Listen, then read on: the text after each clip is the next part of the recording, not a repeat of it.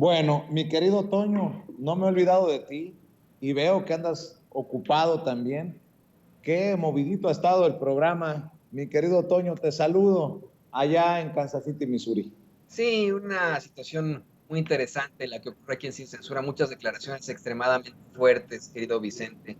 Y te saludo con mucho gusto desde aquí, desde el medio oeste de la Unión Americana. Mira, yo quería tal vez cerrar este espacio dándote también mi comentario sobre lo que creo que está ocurriendo con esta controversia sobre la Guardia Nacional. Yo lo que creo es que no se dimensiona la crisis de inseguridad que vive México. Me parece que es hasta discriminatorio que se minimice y se plantee que no es necesario que se tomen medidas extremas para enfrentar una situación muy seria, una situación que es de hecho aterradora. Además de cómo es evidente que la oposición, con cualquier otro gobierno de derecha, estaría celebrando con bombo y platillo y hasta llamándole una decisión histórica que la Guardia Nacional, uno, exista y dos, se incorpore a la Sedena. Pero como se trata de López Obrador, bueno, pues ahí están desgarrándose las vestiduras, desde los Diego Lunas hasta los Lorets y etcétera. Y siento mucho hacer este comparativo, pero luego de los atentados en las Torres Gemelas de Nueva York, se hicieron una serie de cambios en las políticas de seguridad nacional aquí en Estados Unidos. Bueno, hasta se crearon nuevas agencias del orden, como precisamente el Departamento de Seguridad Nacional. Antes del llamado 911, la seguridad en los aeropuertos era muy distinta a la de ahora a nivel mundial. Y aunque sí existen críticos todavía a las políticas aeroportuarias, la verdad es que casi ya nadie cuestiona al gobierno de Estados Unidos por estas acciones debido a la terrible crisis que precisamente se enfrentó aquí en Estados Unidos de seguridad en ese momento, pues vamos, del atentado a las Torres Gemelas. Y una vez más, voy a ofrecer disculpas por comparar esto, pero en los atentados del 11 de septiembre perdieron la vida aproximadamente 3,000 personas. Mientras que desde que Felipe Calderón abrió las puertas del infierno con una supuesta guerra contra el crimen, se habla de hasta cientos de miles de fallecidos y ni se diga de los desaparecidos. Una terrible crisis humanitaria. De hecho, en una mañanera, Vicente, el presidente López Obrador informó que en el sexenio de Calderón se dispararon los homicidios de 60,000 con Fox a 120,000 con él y que en el de Peña ocurrieron 150,000, 156,000 cuando con él van aproximadamente 120,000. Yo siempre pregunto esto, ¿con qué cara nos dicen ahora que es autoritarismo que la Guardia Nacional pase a ser administrada por la Secretaría de la Defensa Nacional? Desde el extranjero es o ignorancia o discriminación, mientras que en México los que lo señalan, considero, o están sacando raja política o viven en la absoluta neurosis de no darse cuenta de lo obvio.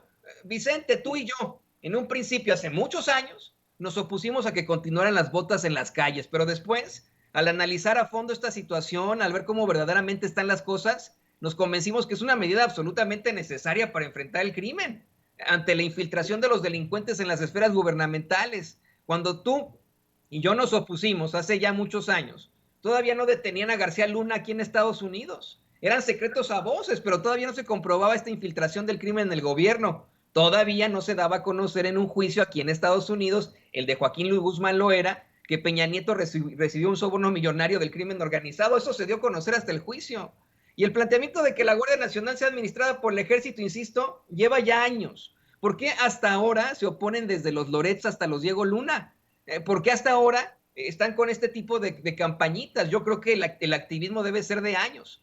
Y cuestiono con esto, ya cierro. ¿A qué le tienen miedo? Dicen que es riesgoso que el ejército administre la Fuerza Federal del Orden. Dicen que un político sin escrúpulos podría en un futuro utilizar a las Fuerzas Armadas para reprimir al pueblo. Pero ya lo han hecho. ¿Que ya se nos olvidó el 68? ¿Que ya se nos olvidaron las masacres en todo el periodo neoliberal a manos de los soldados? ¿Que ya se nos olvidó la violación de la anciana indígena Ernestina Asensio en tiempos de Calderón?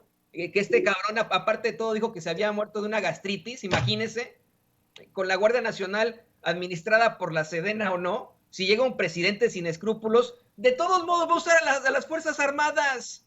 Mejor que ahora esas Fuerzas Armadas apoyen al pueblo en una situación sumamente terrible como es la que vive México en estos momentos por la violencia. Eso creo que es lo que debe de ocurrir en estos momentos, Vicente, pero esa es solo mi opinión.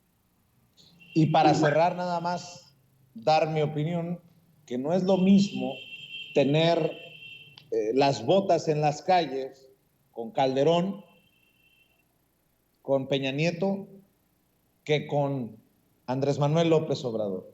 Aquí, en este debate, es mi opinión, es mi opinión, es importantísima la autoridad moral. La autoridad moral para no pasar injusticias y para entender que las cosas están cambiando en nuestro México lindo y querido. Oye, Vicente, tú antes criticabas a Calderón porque sacó a los militares a las calles, sí, pero este cabrón, en mi opinión, es un criminal por acción, por omisión o por relación con las chingaderas que estaba haciendo Genaro García Luna. Oye, que Peña Nieto, se los explico, el imperio de corrupción con Peña Nieto. Y si en determinado momento debo de decir, me equivoqué, si eran necesarias las botas en las calles, yo no tengo miedo en decirlo. La diferencia, creo, insisto, no es en uno, sino en el que está al mando, al cargo. No es lo mismo, ni es igual el comandante Borolas, el sinvergüenza de Peña Nieto, que Andrés Manuel López Obrador. Y para hacer